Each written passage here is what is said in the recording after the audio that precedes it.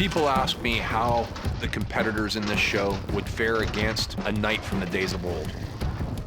And I tell them every time that we would kick their ass.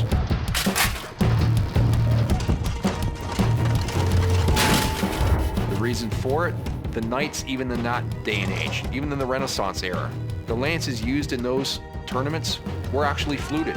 The lances broke easily. We're hitting with solid wooden lances.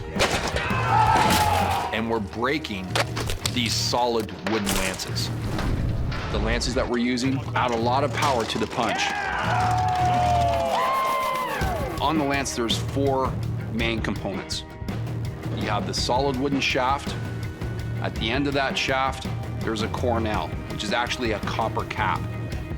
That's to protect the guys getting hit from a shaved piece of timber sliding up and getting into the spots where they're not protected. The third part of the lance would be the van plate.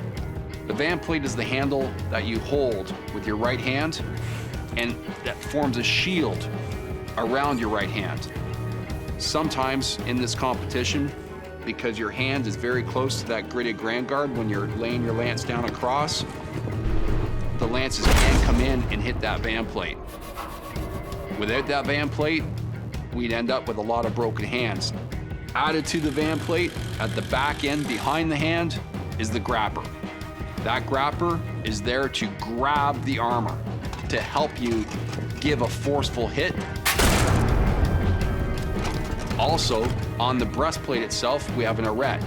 Of course, arête in French means stop, and that's exactly what it does. It stops the lance from sliding through, therefore you're able to give that much more force of impact on your opponent. Take it to him! The only way this sport's gonna make it in this modern day world is to give the guys a solid chunk of wood. That's the modern day sport of jousting.